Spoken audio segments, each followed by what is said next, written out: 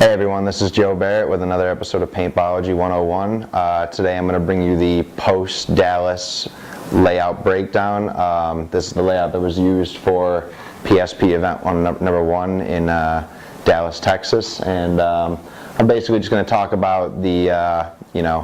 lanes on the field, the best way to use the zones in case you have to use this in a regional tournament coming up or something like that. And basically just break down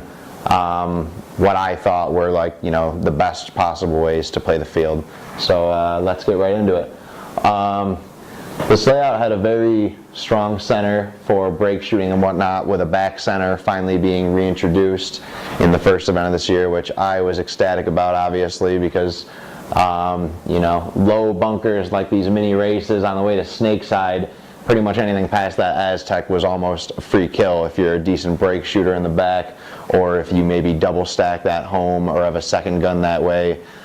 This is definitely a break shooters type layout, and although both sides offered a lot of options off the break and a lot of ability to play aggressive on either side, it very much becomes a pocket layout when played by those upper Division I pro level teams who play so much of their game in that first 5-10 seconds, where their break shots are going to be, where the zones are going to get contained, and basically what the pocket bunkers are going to be established. We had this great back center that you could break shoot from. You had this center can about halfway to the X that was nice to run and gun to and stop a side's front guy, but even better to get a guy delaying to and then just holding a zone. For example, on Dorito side, you could shoot between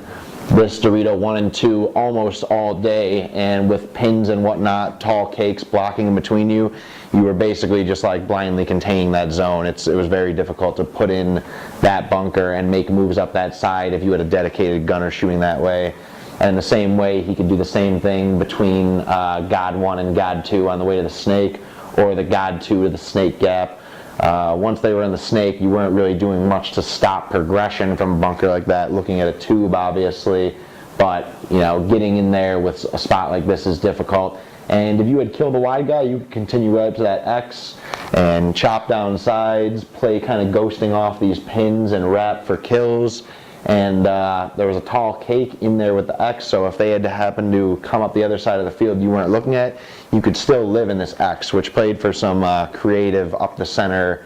type attacks and gut play and whatnot. The Snake side,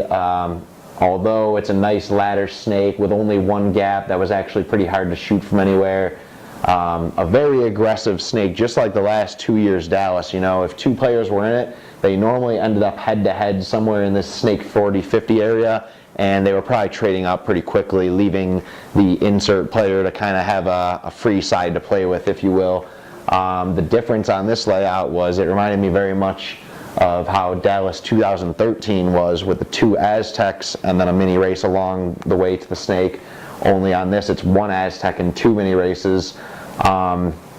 It's a very slow race to get into the Snake. Once you're in there, it's quick, but when you have a breakout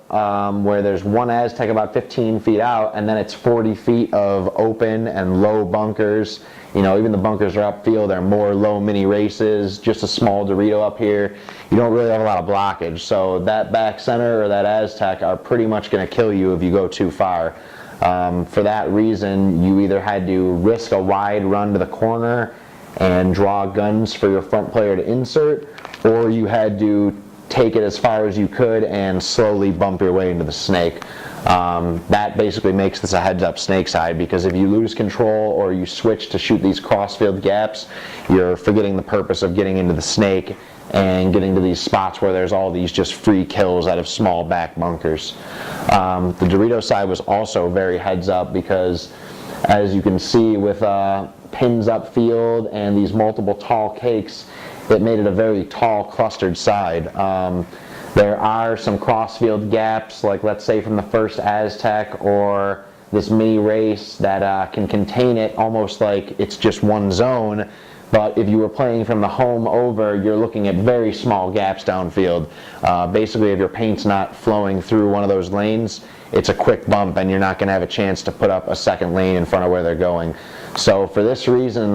most of the better teams would play more aggressive on D side, or at least off the break, just because you had more options to get to. You could go to D1, either of the tall cakes, corner, and then up the field, maybe D2, and then it wasn't very difficult to put in one guy heads up and start bumping your way to the D2 or the 50. When you're playing on a side like that, you pretty much just play wrap and go paintball like we used to play in old school X-ball, and we saw a lot of teams that would work flawlessly for, because you have wrap shots on these small back bunkers like the pin and the can, and it starts to get a little bit tight on those guys if you're fully on the outside of your bunker putting them in or shooting at them while they're already living from the snake side. And then you have a large 50, this bunker right here, which was made out of a sideways wing and a tall can, giving you plenty of room to stand up and work a lot of dimensions of a bunker. As you can see, if I were looking this way from back center, or even from this first Aztec, you kind of get the gist of what I mean, that your gaps are very small. I mean, if he puts you in one time, he's getting through into his next bunker, and by the time you look back out, you're going to be yelling 50 Dorito. Whereas over here, if you are put in by, let's say, this first Aztec,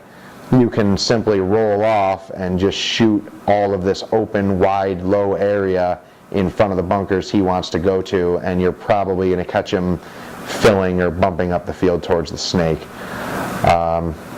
So you have a very aggressive Dorito side of the field and a very smart, methodical, heads-up snake side of the field that becomes aggressive when you're on the snake. And that normally played out with a lot of 3 Dorito side, 2 snake side type pushes. Oftentimes you had a snake runner try to risk right for the snake off break, hoping that he'd get in there and, you know, draw some guns or do some damage. But it was very often the snake 2 player playing basically slow counter punch paintball, working his way out god by god until he's in the snake, and playing heads up, containing his own mirror as he moved. You know, you didn't even have to really get in the snake on this particular layout. If you were the last guy on snake side, all you had to do was end up somewhere out here in the side of the field, wrapping further in, making sure they don't refill to this side of the field, and you basically allow your Dorito front and insert player to take the ball at that point. You know, at this point you can't risk a gunfight or die, so sit here, do a job, hold the snake side zone, and wait till your Dorito front players get up to these D2 and 50 spots and start pinching out guys stuck in the back line who aren't able to fill the better spots because of you. Not that there's not other ways to play this layout. Obviously, we saw a lot of audible plays where a side would shoot one side very heavy or the other and keep them somewhere in between these 2 Aztecs, and then they would very quickly play heavily up the middle and try to either break through and close or just contain that side while their front players move down the open side. But generally, for the most part, in terms of what consistently worked, what was the highest probability plays, the best way to play this layout, in my opinion, was to play you know, small possible bumps on snake side, not taking any risk or losing ground over here, playing heads up with somebody watching over you, having a back center quick on his feet who can basically play an audible to whichever side he gets a kill off break on, and having these D guys really work in combo down this D side. I mean, basically the back guy can hold each of the zones between the Doritos, so as long as the front guy can put people in heads up and make his way into the next Doritos, eventually he's going to be wrapping and putting a lot of pressure on all those guys stuck back here in these lousy low spots, trying to get out to snake side, but they're pent up. And on top of that, people are going to try to come get you and match up, and you'll have a second, if not a possibly third gun watching over you. You know, it was good to put that home gun, basically adding firepower to the Dorito side and forcing these 2 players up. What that does is frees up the inserts guy's gun from containing and kind of puts him into more of a support role where he can start following up one by one bunker behind his front guy, where he's also, more readily available to fill into that 50 spot if his front player dies as well. Hope you guys got a little bit more insight of the way I thought the field was played the smartest way possible, and stay tuned for the next episode.